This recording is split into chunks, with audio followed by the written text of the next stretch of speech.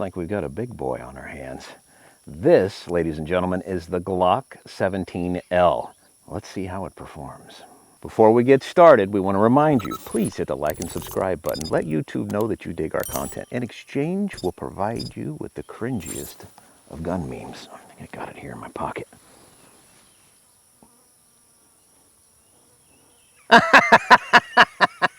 Now, as an overview, this is a striker-fired pistol with a 17+1 capacity. You know, we get a lot of folks saying that we don't like Glocks here at Pew Pew Tactical. We haven't included them in some of our best of lists. That's absolutely not the case. I've carried Glocks on duty, trusted my life and the lives of the people around me with them for many years. We do like Glocks, but there are some things that we wish that they could improve on. We'll go through those as we get through this review, but man, this one has a 6.02 inch barrel. We recently tested a AR-15 with a shorter barrel than this. So it's going to be interesting as far as performance to see how much difference a 9mm 6-inch barrel Glock performs. First impressions on the Glock 17L. Ooh, big boy. Ooh.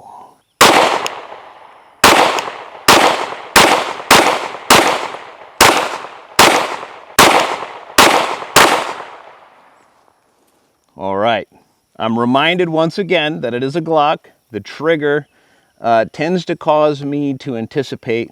That's on me, that's a training thing, but yeah, pretty cool on the accuracy side. I'm really interested to see how it's going to do when we get to that section. These scars on the side of my hand are from shooting Glocks before we had the Beavertail extension. So I'm going to go add that on so I don't get more of them. All right, so I'm not sure if you can see that, but that's blood from this side of my hand. Now, I don't blame Glock for that necessarily. It's simply a matter of the fact that when I grip the pistol with that good deep grip, the way my hand is, that slide is just going to come back and run right over it. So that's why I have the scars here, and I also have some on this side too. So the fix for that is pretty common. Just put the big extended back strap on and run the pin through, and it's solid at that point.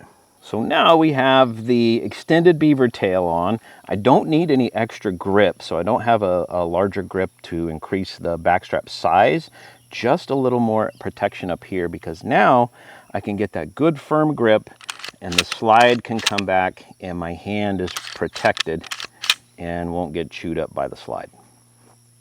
AAC ammo is reliable, accurate, and pretty affordable too. So for the ergonomics, the magazine release is easy to reach, but I can't activate it with a standard shooting grip. I have to walk over a little bit. I can hit it, but I can't get enough pressure on it unless I walk my thumb over. You know, you've got really good texture. It's not super aggressive, but it does the job. You've got a well on both sides of the pistol. As an update, this slide stop and release is new and improved. It's got a little bump on there, and I really like it. I'm not hitting it to the extent where I don't get slide lock on our last round. It is ambi, so it's located on both sides of the firearm, so that's nice. And then you've got a good undercut here so that you can get a nice high grip on the trigger guard there. You've got serrations front and rear, which I'm a big fan of. You know, when you've got optics, it's going to potentially change how you manipulate the weapon. I think for the most part, the forward serrations for me are for press checking and letting me know when I've got a round in the chamber. As far as accessories, you've got a rail up front. We've got a Surefire mounted up here. And then it's using the Glock MOS system, which is pretty proven by this point. It's got a series of plates that you can mount up and then mount your optic right to it. We've got a Vortex Defender ST on here for the purposes of this review. Ooh, you can fry an egg on that thing right now. So this is a Gen 5 Glock. So undoubtedly the most improved trigger out of all of the Glock series, but it's still not my favorite. A couple of reasons for that. One is the safety device right here. That obviously has to compress before you can break the shot. And for whatever reason, they decided to leave it out so that when you depress it, it still pokes into your finger. It's not terribly comfortable. I imagine if you shoot Glocks a lot that you probably get used to it. But for us spending a significant amount of time on the range today, running, you know, approximately 500 rounds through this gun, that's going to be a reminder every time I put my finger on it. We'll go ahead and pull it back and let you see just how the trigger performs now.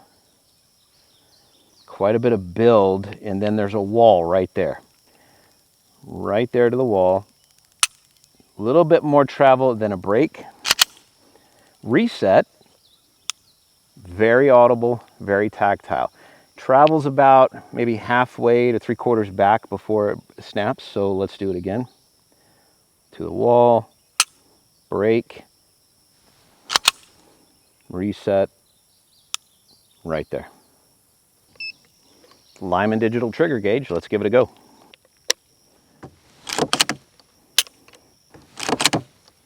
All right, so it's exceedingly difficult to get a good read because of the safety device, but we're coming up around 5 pounds. So let's fire a shot and see just where the trigger breaks live. To the wall, and then reset right there.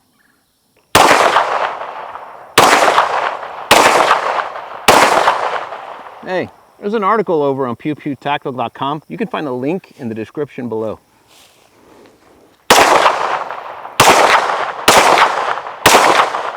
Shooting accuracy at 7 yards, we're going to fire 2 10-shot groups. First is AAC from Palmetto State Armory, 115 grain full metal jacket, and then right after that we'll shoot 10 shots of critical defense from Hornady at 124 grain.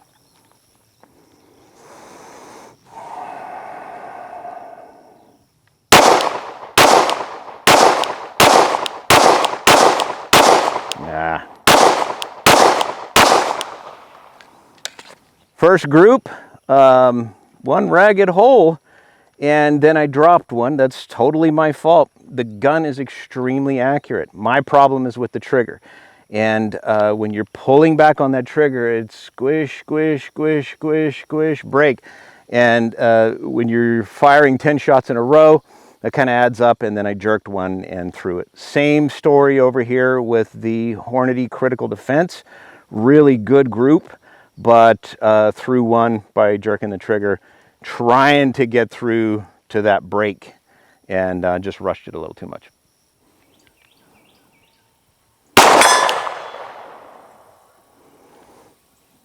Yeah.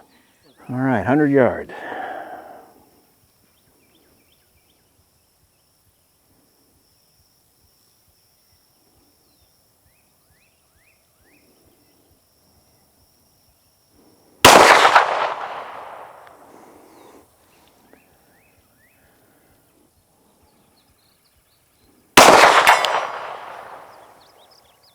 Yeah, it's accurate. Folks, we're going to get to our final thoughts, but before we do, we want to remind you one more time, please hit that like and subscribe button. Let YouTube know that you dig our content. Final thoughts on the Glock G17L. Man, this is a cool gun. The 6.02-inch barrel is really impressive as far as performance. I'm going to touch on a few things that I dislike about Glocks, and then I will wrap up with the things that I think are outstanding about Glocks. First off is ergonomics. The grip itself feels very blocky, feels like it could be a lot more curvy to fit our hands. As far as the other thing that I'm not a big fan of, that would be the trigger. This gun is extremely accurate, but the trigger, I feel like, helps you lose some of that accuracy. At least it does for me. I could also extrapolate from this and say that people who are really good at shooting Glocks are probably better shooters overall.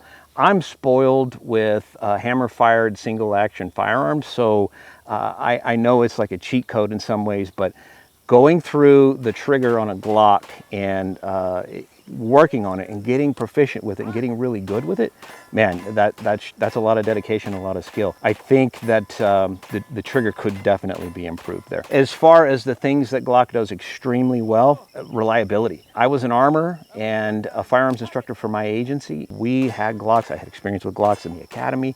All of the people that I had shooting Glocks always had good reliability. Now, it's not 100%. There are occasional cases where Glocks do malfunction, but for the most part, as a brand, man, they are just extremely reliable.